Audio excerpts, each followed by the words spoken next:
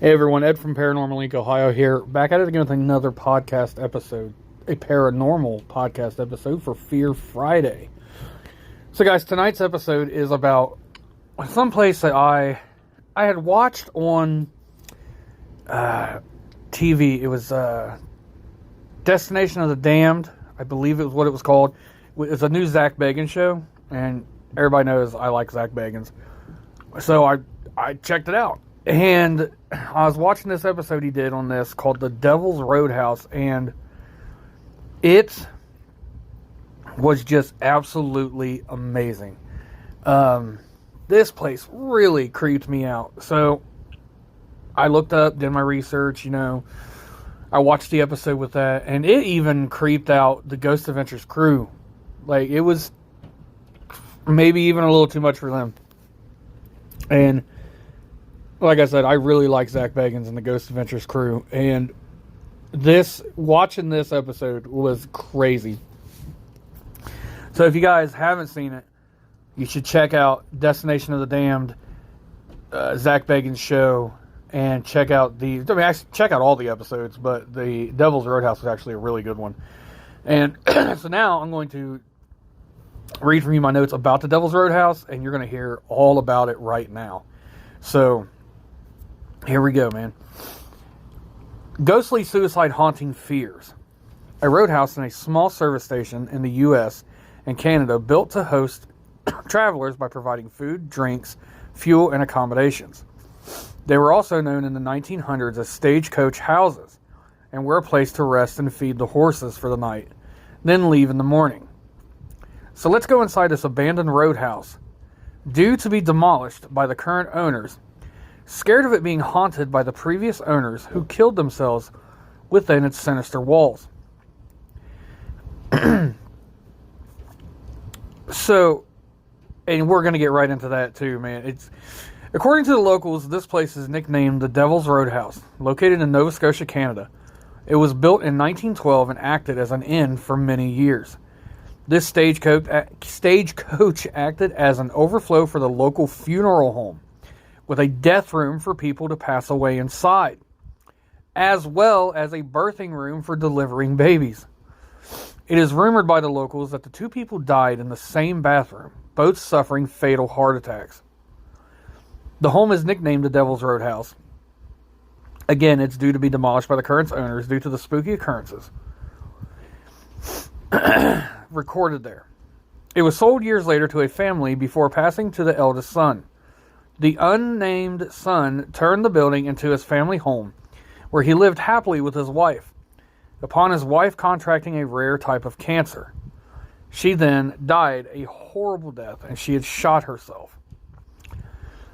The man became a recluse, isolating himself in a trailer in the garden, whilst renting out the home, refusing to enter the home. Not long after his move, the man committed suicide as well in his trailer. The family who moved in only stayed 6 months, with rumors circulating that they were chased out by ghosts and paranormal activity. The current owner of the home dares not enter after dark due to the paranormal activity in the home, and does not reside there due to decay of the building and the strange happenings inside of the house after it goes dark. Several paranormal investigators have entered the home and discovered what they believe is evidence of paranormal activity, including silhouettes of ghosts, moving objects, and strange noises. Children's handprints up a 6-foot wall, scratches on the walls and on people. Doors opening and slamming shut. EVPs caught of a ghostly voice saying, "This is mine." Crazy activity that happens there all the time. I read this, I don't know if it's 100% true or not, but I read it online, that there was a worker inside the house. I believe it was the owner, the current owner. And he was up on a ladder, and it felt like that he was tugged, fell down, and he was shaken, so he thought, well, maybe it was just, how you go to fall and you feel like you've been pushed, but you really didn't. And he had just simply asked, "Do you want me out?" And all the doors opened up. I read that online. Again, I don't know if that's 100% true. I read it on Reddit, and how far you can take Reddit, I don't know. But if it is true, that's insane. I know that the owner will not go inside the house after dark because of the paranormal activity that happens inside that house. 2 people had heart attacks inside that house in the same room. We've had multiple suicides there. And it's one of Canada's most haunted locations. And like I said, he's planning on demolishing this house. And it reminded me of the Demon House, how Zach Bagans got that house. It was like one of the most haunted places in the United States, and Zach stayed in it, and all this crazy, like, it was, I watched it. I know, I watched the movie. And, and I watched all the shows talking about the Demon House, and even, he has a room dedicated in his museum for that house. And my wife has been through Zach Bagans' museum and has been in that room where the Demon House stuff is. And even she said it was eerie. It was really weird walking through that room.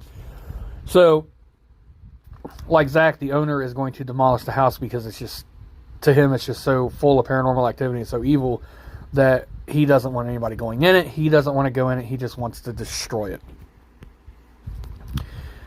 And that was all I could find on the Devil's Roadhouse. When you go to look it up, you really only find a couple of articles about it. There's tons of YouTube shows about it, TikToks on there about the Devil's Roadhouse. And so I got as much information as I could out of that. And I looked and looked and looked for stuff on this. And it just intrigued me so much. And even watching that episode of Destinations of the Damned, I was like, man, I got to do a podcast episode about this. So I recommend, if you want to look up the stuff for yourself for the Devil's Roadhouse, check it out. Watch the episode of Destinations of the Damned. It was amazing. And I hope you guys enjoyed tonight's episode and hearing about the Devil's Roadhouse as much as I enjoyed looking up information on it and checking it out. I love each and every single one of you. Thank you oh so much. You can go to paranormalincohio.com.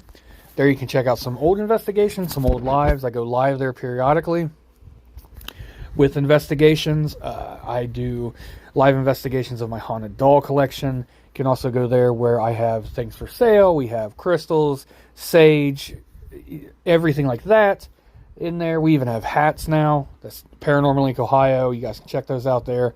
Plus, we're on every social media platform out there, and the podcast is on every podcast format that I could get myself accepted on. So everything's out there. I want you guys to check it out. If you love the paranormal, I'm also into the true crime aspect of everything because me and my wife are like obsessed with true crime, and so I started doing true crime podcast episodes as well. So if you get a little, funky about the paranormal, if you're iffy about that, I also have that on there as well, where you can learn about real life murders, cases, and unsolved murders, unsolved cases, and serial killers, and all that aspect of true crime. So hope you guys have a great night. Thanks again, and you will hear from me Tuesday on True Crime Tuesday for the True Crime podcast. Thanks. Bye, everyone.